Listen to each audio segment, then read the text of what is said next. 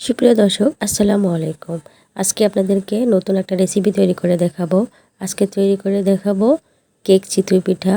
তো দুধ চিতই পিঠা তো অনেক খেয়েছেন, এইভাবে একবার কেক চিতই পিঠা খেয়ে দেখুন। খেতে খুবই মজার হয় আর সবাই খুবই পছন্দ করবে।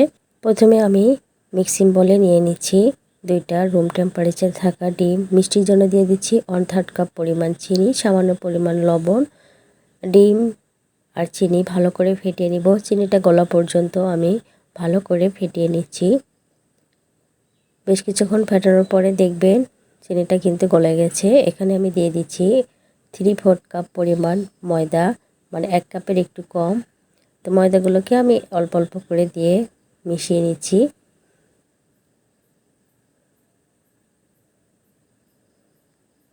তো সবগুলো ময়দা দিয়ে আমি ভালো করে মিশিয়ে নিয়েছি। তো এখানে আমি দিয়ে দিচ্ছি 1 টেবিল চামচ পরিমাণ রান্নার তেল, 1/4 চা চামচ পরিমাণ বেকিং পাউডার আর 1/4 চা চামচ পরিমাণ ভ্যানিলা এসেন্স। তো সমস্ত উপকরণ আবারও ব্যাটারের সাথে ভালো করে মিশিয়ে নিচ্ছি। আর ব্যাটারের ঘনত্বটা দেখতে পাচ্ছেন, খুব বেশি ঘন আবার খুব বেশি পাতলা হবে না। এখন আমি বেক করে নেব। বেক করার জন্য এখানে আমি একটা চিতই পিঠার সাজ নিয়েছি। তো প্রথমে আমি তেলটা ব্রাশ করে নিচ্ছি, এতে করে কেকটা তুলতে সুবিধা হবে। তো অল্প অল্প করে ব্যাটার আমি দিয়ে দিচ্ছি। আর এখানে কিন্তু অল্প করে ব্যাটার দিয়ে দিতে হবে। বেক করার পর কিন্তু অনেকটা ফুলে যাবে। তো ঢাকনাটি ঢেকে আমি চুলার আঁচটা লোতে রেখে বেক করে নিয়েছি। আর দেখতে পাচ্ছেন ডিশটা কিন্তু খুব সুন্দর হয়েছে আর ওপরেও কিন্তু বেশ সুন্দর হয়েছে। তো আমি এখন উঠিয়ে নিচ্ছি। আর দেখতে পাচ্ছেন কতটা ইয়ামি লাগছে আর খেতেও কিন্তু খুবই মজার হয়। তো সবগুলো আমি উঠিয়ে নিচ্ছি। তো এখানে আমি আবারও অল্প অল্প করে ব্যাটারটা দিয়ে দিচ্ছি। দিয়ে ঢাকনাটি ঢেকে আবারও চুলার আঁচটা লোতে রেখে বেক করে নিতে হবে। যদি চুলার জালটা কিন্তু বাড়িয়ে করেন তাহলে কিন্তু দেখবেন ভেতরে কাঁচা থেকে যাবে।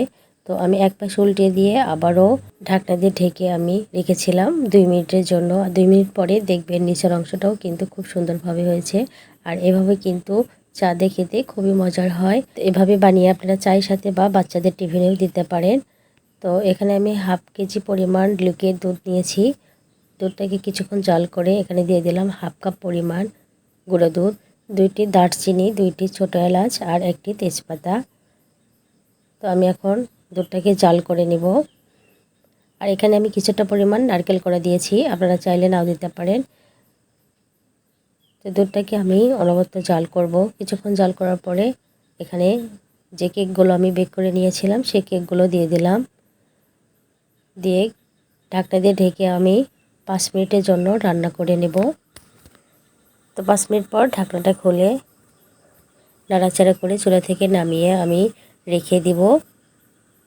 10 মিনিট বা 20 মিনিটের জন্য রেখে দিলেই দেখবেন ফুলে ডাবল হয়ে যাবে। তো দেখতে পাচ্ছেন কতটা ফুলে ডাবল হয়ে গেছে আর খেতেও কিন্তু খুবই মজার হয়।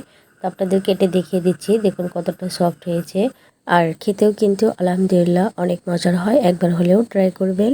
ছোট থেকে বড় সবাই কিন্তু খুবই পছন্দ করবে। তো ভিডিওটি ভালো লাগলে লাইক, কমেন্ট, শেয়ার করবেন। আজকের মতো বিদায় নিচ্ছি। আল্লাহ হাফেজ।